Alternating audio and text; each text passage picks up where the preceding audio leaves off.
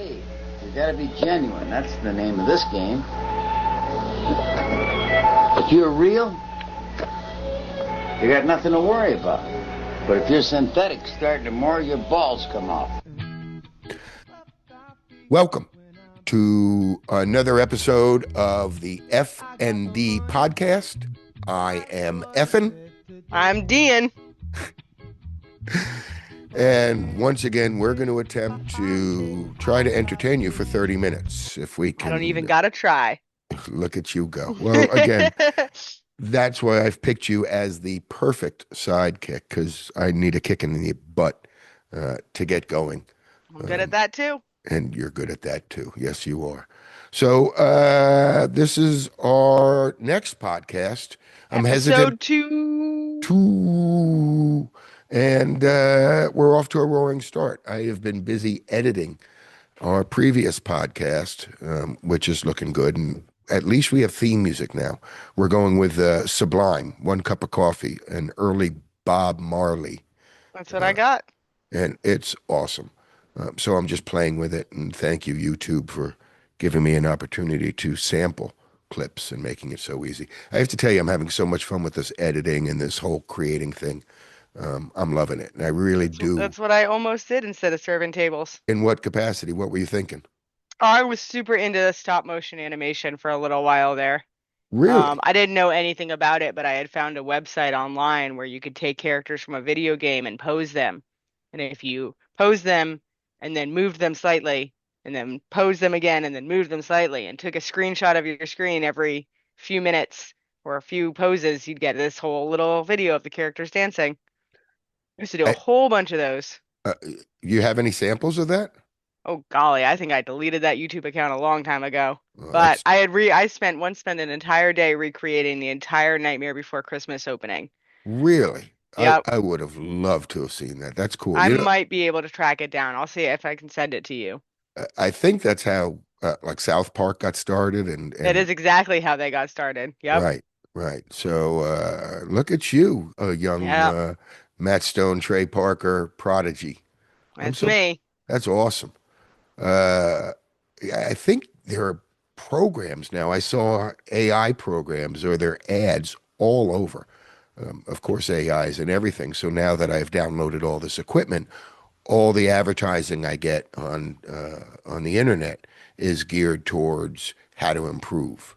There are ways that are way easier than construction paper or Microsoft Paint these days. Oh yeah, they say you can take a picture and just put a picture and it will animate the picture for you. And then you can change it into a cartoon. You can change the avatars. It's crazy. A couple of us read Harry Potter when we were young, and some of us decided to make that into reality. Yeah, I mean, I'm super impressed with all of that. I, of course, stayed away from Harry Potter. I was more of a Terry Brooks fan, as you can see here, and Raymond Feist, and among others. Didn't get into Harry Potter, but I'm so impressed that you did. Yeah. Oh, I got into Harry Potter. Just a little bit. Well, next recording will be in front of my Gryffindor banners. Well, there's nothing wrong with dedication or a passion for something. So cool. Well, this is my podcast, and as you mentioned, this is number 2. So, yeah. I wasn't sure if we were allowed to curse on this. We're number 2 because we're the poo. It's not as funny without the curse word, but it's okay. I would like to try to keep it family friendly. If there are any 11 or 12-year-olds that really are not going anywhere in their life, and serving may be their only out to a better life, I don't want to start cursing now. Poo's good. They'll figure it out when they get into their first restaurant. Yeah.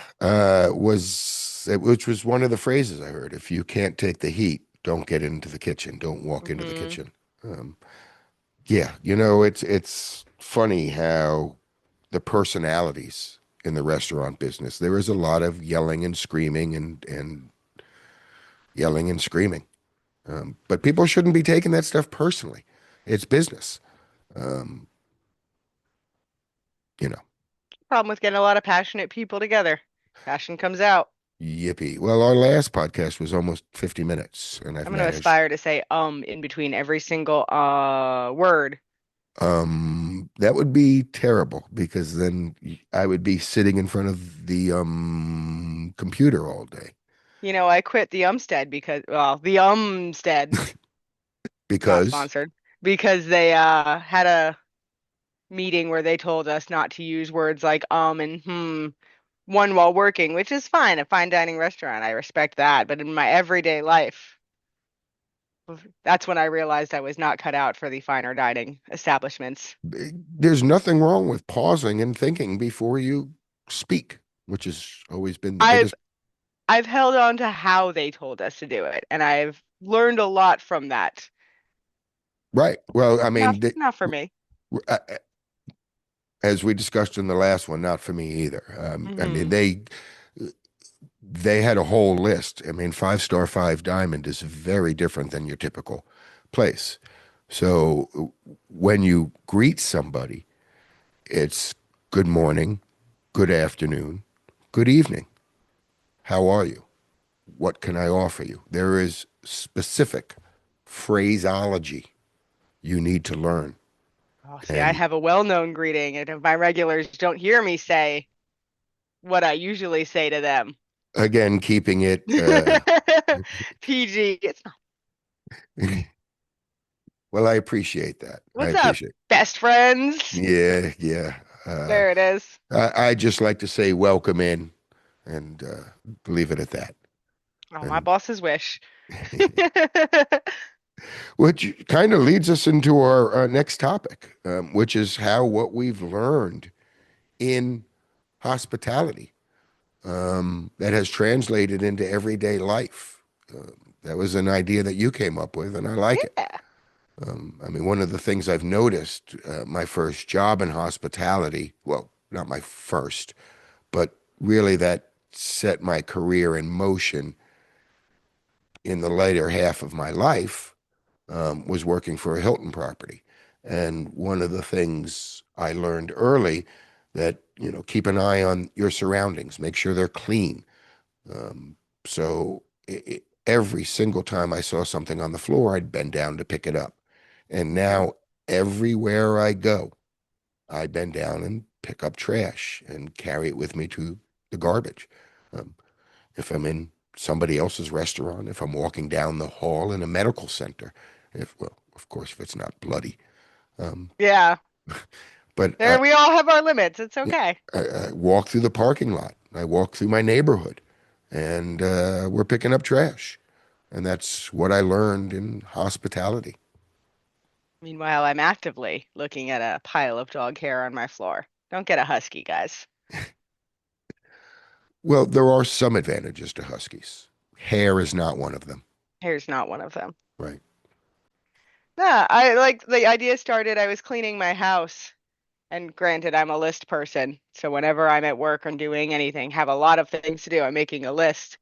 But I was laughing to myself as I'm cleaning to my house, thinking, this is just like my opening checklist.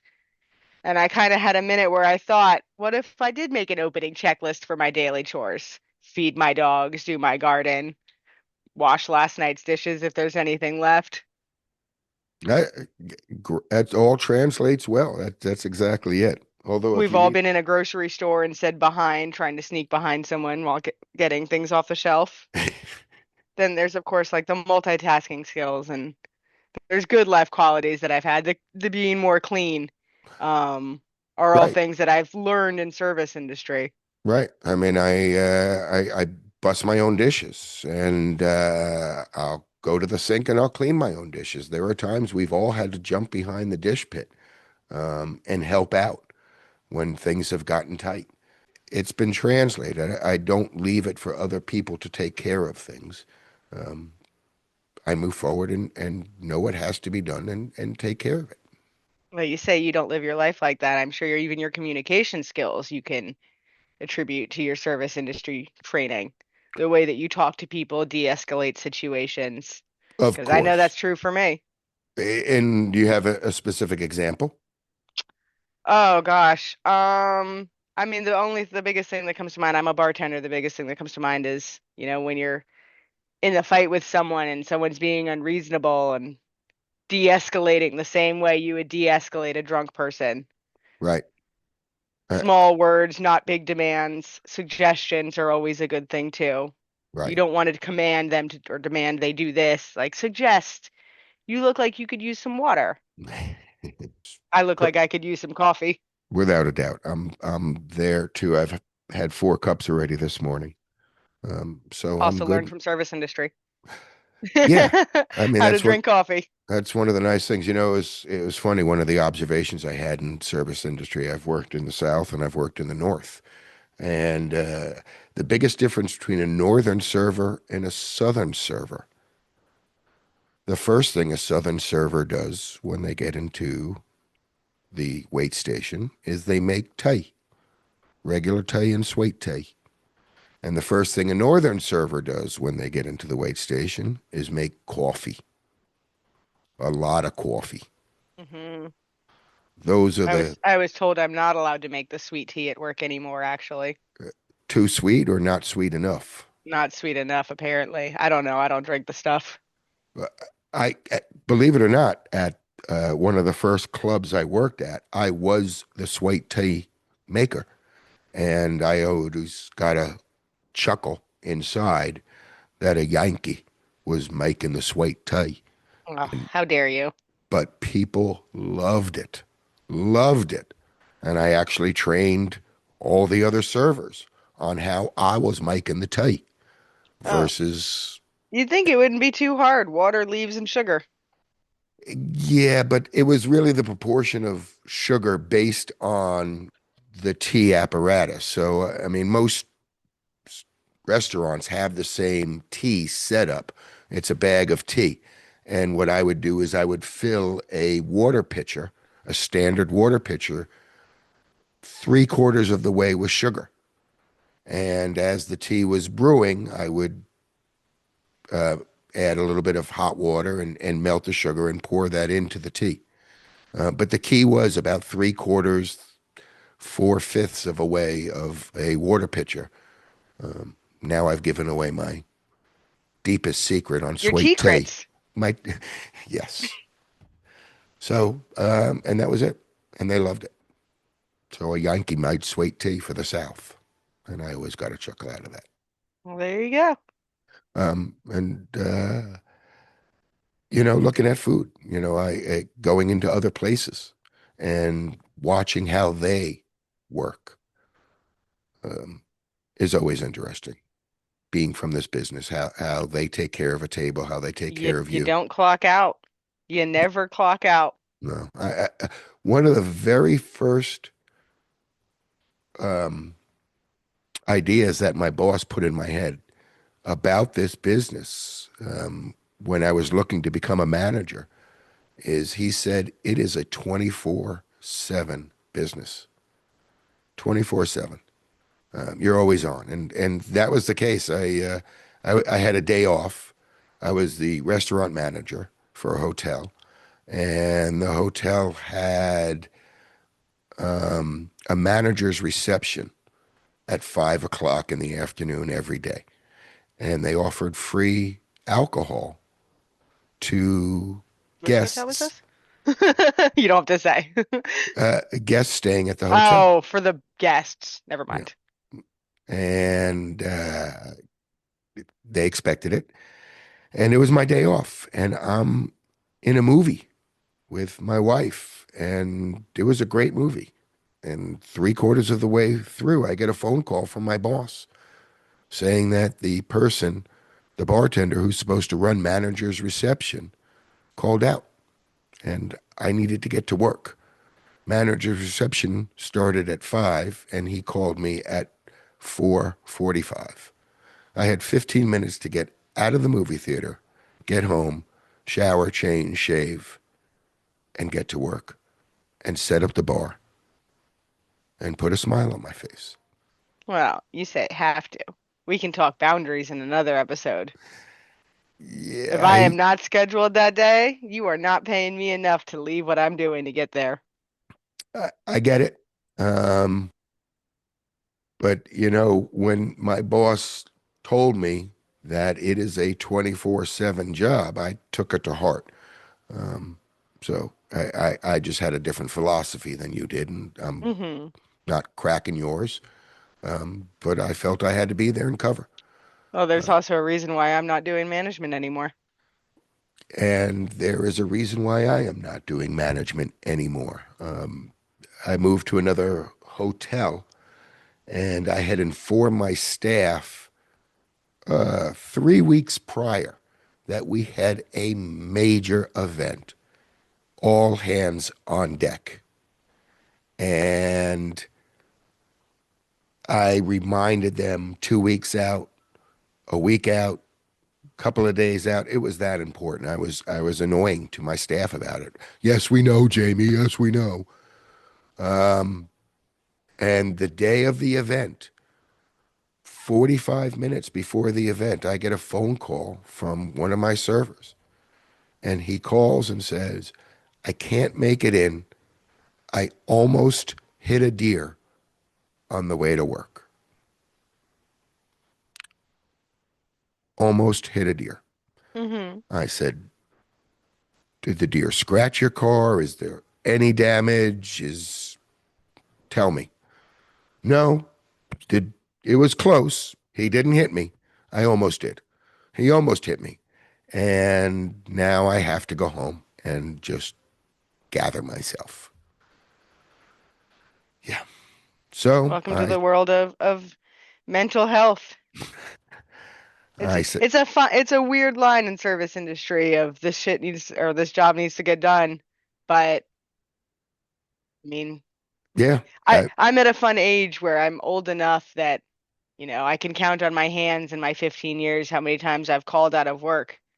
But at the same time, there are certain situations where I've seen, you should be allowed to call out for a mental health day.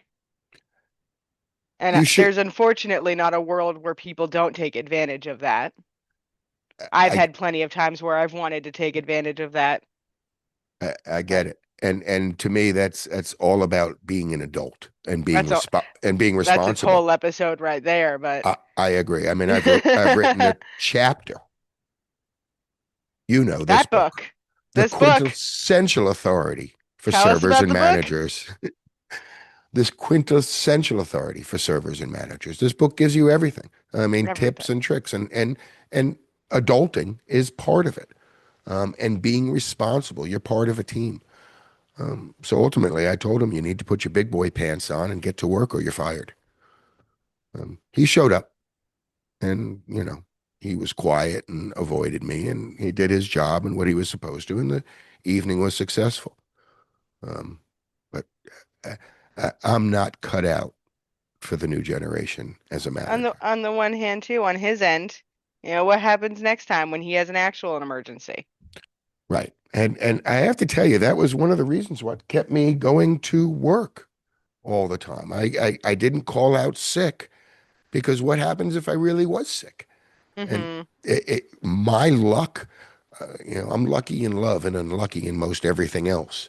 And if I called out sick and I'm at the beach, the next day I come home ready to go to work, I get sick, and then I call out sick. So I don't. I've worked, and like you, I can count on my little phalanges how many times I've called out for being sick, unless it was a I real medical emergency. I remember this past winter, I spent the entire winter telling all my coworkers everyone got the flu around me. And I, as a joke, told everyone, I need you to breathe on me. I want to be able to call out of work and I want 2 days off to just sleep on the couch and not do anything. We have a work meeting. And after the work meeting, I'm not feeling super good.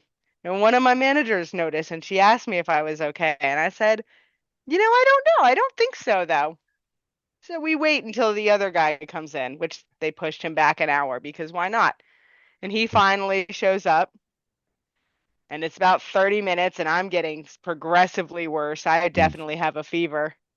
And we had to get to the point of going upstairs and telling the manager, I was like, hey, this might be a situation. Right. I went home and I slept for 48 hours. Nice. And all of my coworkers texted me to laugh at me. Joke's on them. It was as relaxing as I needed it to be. So what does that say about our industry that we want 48 hours to sleep? I know. I know. I'm going to bring in a guest. Special guest over here. Special guest. You brought a Here's our dog. interview person. You brought a kitty. So we're talking how hospitality, what we've learned in hospitality, has transferred into everyday life, and you know, not being sick, even though we're trying to be. Well, don't take sick days. Don't take sick days, right? And And don't lie about your sick days, because we know. We do know. We all But have each other on Instagram. I saw you drinking at 3 a.m. last night, you. But or Facebook. You know, I had a manager on a busy Saturday night who called out. I'm low on the totem pole, so I don't know why or what. I just know we were down a manager, and I happened to go on Facebook on my day off yesterday, and pictures on Saturday of him and family. yeah.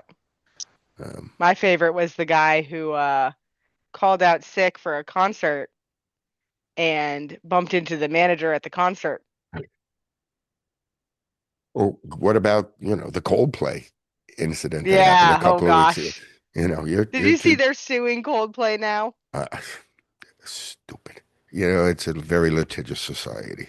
People love to sue. And But it also, what again, back to that, what does it say about the society that we have to call out and lie about this? right. I Well, always loved when my bosses would tell me, how important this job was, not realizing, and that's the younger generation side of it is if I don't like this job, I will walk across the street and get a new one. right. It's Doesn't matter if I've been here forever. people don't take responsibility for their actions. They don't. And Mm-hmm. that's a huge thing, to be an adult and be responsible.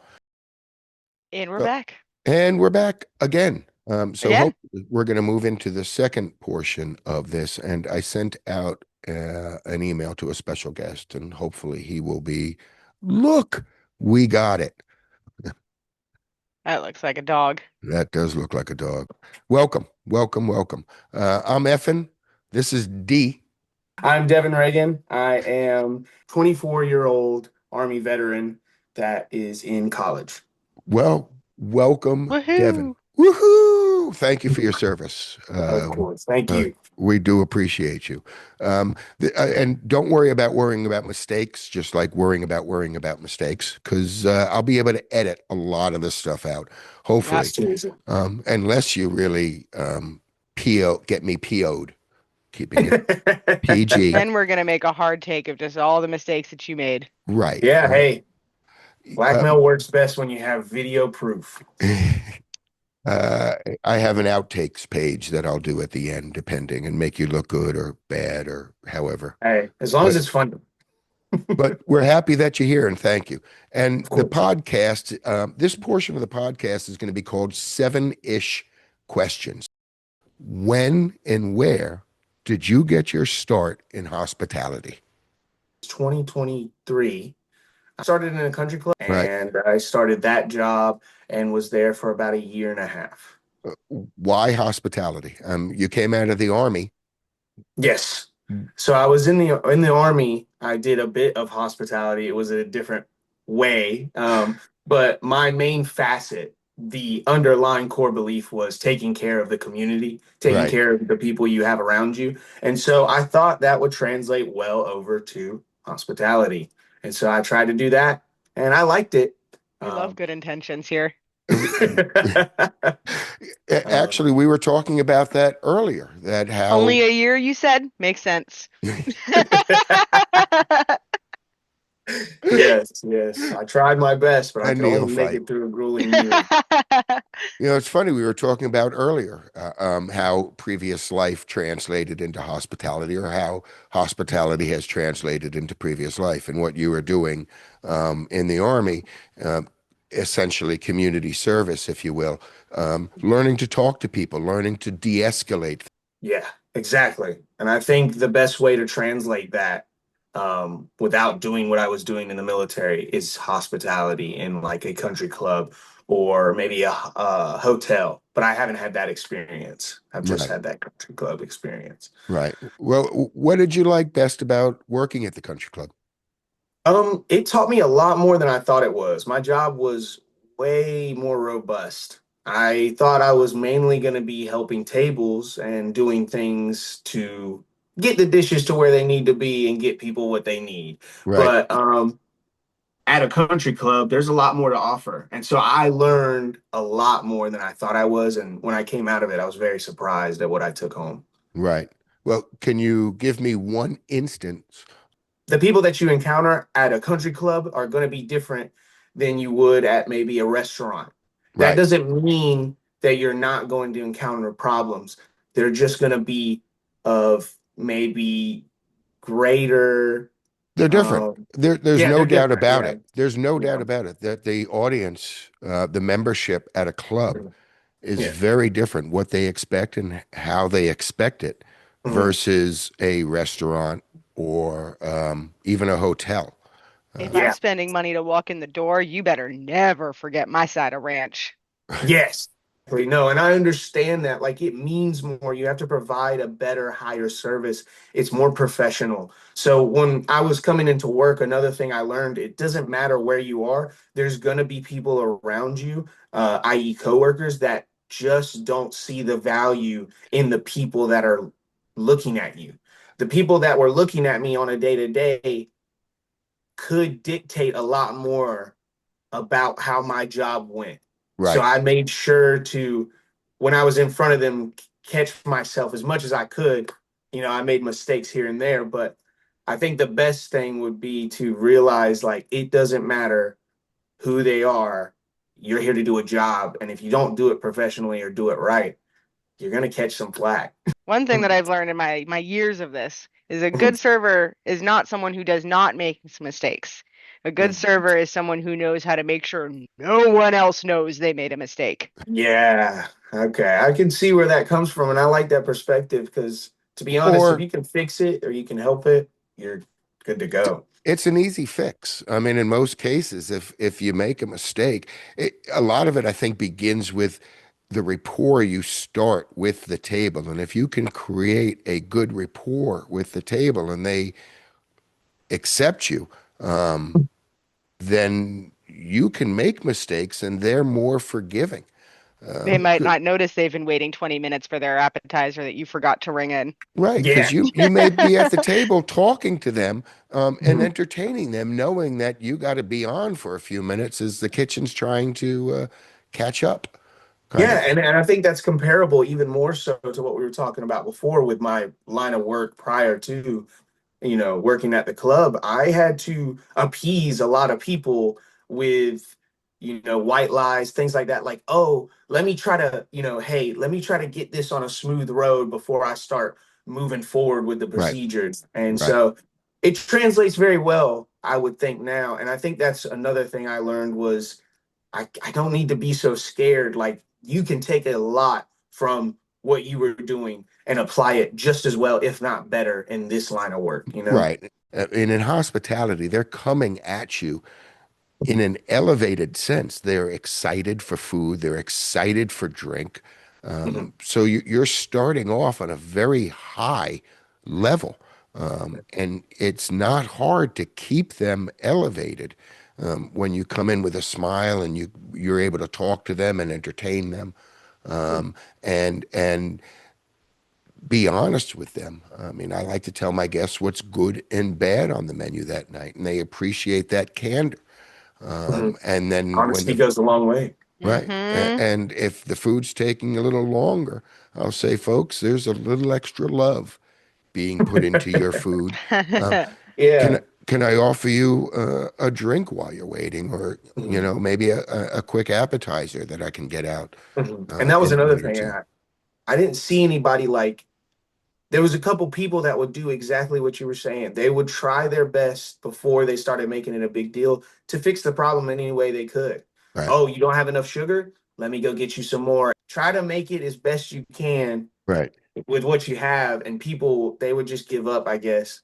And it kind of made me understand why some of these people were looking at them a certain way. I was like, wow, it's pretty one to one. If you do this, they're going to return, with this. Well, some people just they're into themselves and they're just not really focused on what they're supposed to do with the job at hand. Their Mhm. mind is Yeah. wandering, their mind is Mhm. elsewhere, and that's not what hospitality is about. Hospitality is focusing on the person in front of you and giving them Yeah. the very best service every single time. I actually just did a video. I'm about to post on YouTube when I hang up with y'all on Mhm. consistency, consistency of service, giving everybody the same level of service every day, every day. Yeah. And I know that that can be a bit challenging. I know it was for me at first, and I'm not saying that I ever got to that, but I definitely tried to provide some service that just put that smile on your face. And I think, I hope and pray that you'll probably have an easier experience, if you're just nice and well mannered. Well, it's not a hard business. I mean, it's a business anybody can get into. Anybody can get Yeah. into if you're just Yeah. friendly and you're I've happy seen it before. and you want to take care of somebody. I mean, that's Yeah. basically what it is. I mean, Exactly. if you don't mind asking people, welcome in. What can I offer you to drink besides water? Let me tell you about the dinner specials. And if you can bring an Mhm. excitement to that and a level of effervescence, um, Yeah. it's not hard. Um, Yeah. and I really never cared about what the others thought of me. I mean, I took care of the dining room the way I was supposed to take care of the dining room. And And that's what mattered. right. And the way I best thought it, Mhm. that would serve the membership or the Yeah. guests. Right. And I think I took that away watching other people that have been seasoned veterans, no matter what it was, when I saw bartenders, doing a job that I haven't done yet, Right. they were knocking it out of the park. And I could apply things just from what they were doing, just watching them to how I would approach the table, in Right. any way. So it definitely was a job that I would love to do again in maybe a different walk of life, like maybe a hotel, things like that. Right. But the one thing I took away from it was observation. If you just sit there and watch other people that know what they're doing, you can actually learn a lot. You I've been pick it to a up. few jobs before where I haven't even been trained. My Yeah, very my exactly. very first day serving, actually, I was not trained. I was in the middle of a snowstorm and I was one of three people that showed up for work. And I was one of Damn. two hostesses that showed up for work. Yeah. Um, we needed servers and I had the menu memorized because I did carry out and I ended up without anyone asking, just started taking some tables, Oh, ended wow. up keeping the tables, but I didn't know anything about timing. This was the kind of place where you had to not only ring in appetizers separately, but you're bringing bread, you're supposed to offer drinks. And my Yeah. very first greet was, "Hey, I have no idea what I'm doing, but I think I'm supposed to get you started with drinks and appetizers. Yeah. Now, if you No. have any questions about the menu, I do at least know that." And they You No, want I come, a mean, you want a James and Waters? I'm sure someone knows what that is. Sure. yeah, I'm sure. A Pinot Grigio? Okay. Yeah.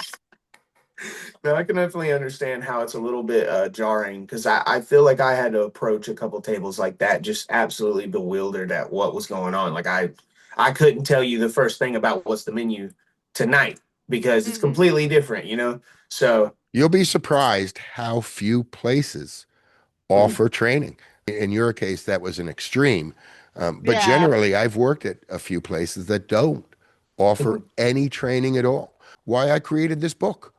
yeah, This standardized. book is the quintessential authority for servers and trainers in this business. And it gives you every tip and trick you need Mhm, to be successful. yeah. And it offers step by step steps of service, the table dance, how to be an adult and how to be responsible, that you're part of a team, Yeah. and what that means, that the dining room, you may have a section, but it's your responsibility to make sure that the entire dining room is running as smoothly as possible. Yeah. Or If the table next to you looks dirty, your guests are not going to be comfortable sitting at your table. no, Yeah. and if you were at a country club, you may have those guests the next day or a couple of days later, No. and they may Yeah. complain to you, "Hey, we were here just a few days ago, and the table was a mess. Hopefully, you can do a better job." So when they come to the club looking for that food and looking for that drink at that elevated excitement, and they had a bad experience a couple of days ago, I mean, you're starting behind the eight ball, and that doesn't work. Devin, you've led a very interesting life, and I'm glad that you decided to spend some time with us for a few more minutes. I just wanted to ask you, do you have any advice you can offer from your short time in hospitality for anybody who may want to get into the business? I can offer, I would say. I'm pretty young, so I'm not going to sit here and get on a high horse or a soapbox, but I will say it's a lot easier than you think. If you just approach people with some level of respect and you just make sure that you are doing the right thing, whether you have to fake it or not, whether that smile on your face is real or not, you're doing your job, you're doing it right. And on top of that, the people are going to walk away with a better, more enjoyable experience if you just take the time to be respectful, honest, and on top of that, you just provide like decent. I'm not saying you have to be perfect or a robot. Right, Just be nice, I guess. These servers, they get up and they get upset at things in their life, which makes sense, but that's why you have a room to take a little break. right, Go take a break.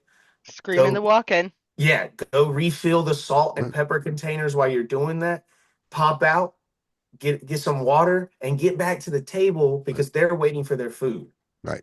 So I Uh, don't know. I think the like another piece of information I can go with is the idiom that I always hear, or the saying I always hear, is the customer is always right. right, I love that saying, but I love it for one reason only. That doesn't mean that if the customer comes in and starts going crazy, that they're right to do so. No, they give you the money that runs your business.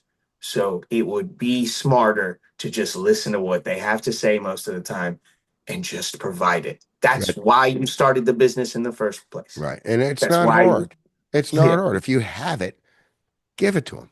Don't make a big exactly. deal about it. When I got into the hotel business, they had the heart method, which was hear what they had to say, Mhm. empathize with them. I understand what you're going through. I went through something similar, and then action. Tell them that you're going to fix it. Mhm. And then you're going to come back and you're going to tell them that you were able to get it fixed and handled, and offer some kind of compensation. And Mhm. it can all go away. It's not hard. It really Yeah, isn't no. hard to make somebody feel good. Mhm. If you feel good, and if you have to learn. I've talked about this before, one of my other videos, that you have to leave it all at the door. They don't necessarily care about how you're feeling on the inside, um, Mhm. but They you have no need. understanding of why you're feeling that way, nor do they care. They So don't it's like, care. I mean, yeah, I don't mean to be, but they're coming in for a sandwich. They don't want to hear yeah, your life story that, your husky's shedding all over your house, and now you got to spend 4 hours vacuuming. Twice, yeah, twice a exactly. year. Like I understand your situation's hard, but this is the one time that these individuals, no matter who they be, from what walk of life, they walked in that store for one reason Right, or a multitude of reasons. But I know for a fact, not one of those reasons is to hear a sob story or make their experience a little worse or like a downer, you know? I'm Like, on a date. I don't want to hear about your cat puking on the floor this morning and you had to yeah, clean it up. yeah, you like, couldn't make it to Give work me, because your give car me a didn't work. margarita. That yeah. sucks for you. Exactly. Like I get you have some problems, but the one and only time you should be able to talk about those problems at work, if you really truly need to, is with your coworkers. Right, That's why you're part of that team. They're right, there to help you if they can. And if that's just not an environment that's conducive for that, I don't know what to tell you, man. right. You're Well, getting paid. I Go had ahead. heard a quote that you're never alone in the Mm. hospitality industry. You're never That's very alone. true. You always have someone there to yell at Yeah. and scream with or scream at, because you are going to get frustrated in this business. This business does get you frustrated. God, the more I look at it, the more similar it is to the military. Really. Well, There's always someone to scream at. The way There's a- some kitchens are run. yeah, Yeah, exactly. I get it. I get it. Well, Devin, I really do appreciate you coming on for our very first interview. Thank you again, and I'd love the opportunity to have you back again. And I would love to be back. that'd be great. That'd be great. I appreciate your service, sir. And On your service, sir. Thank you.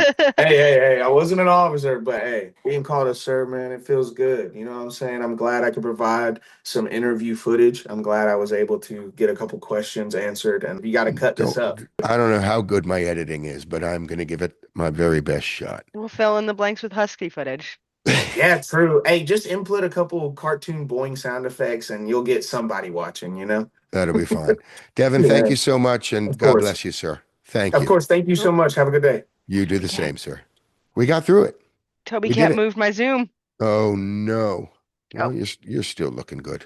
As long can as I'm still still see. on screen, I can't see anything. Well, Let's you go do with look it. fine. You do look fine.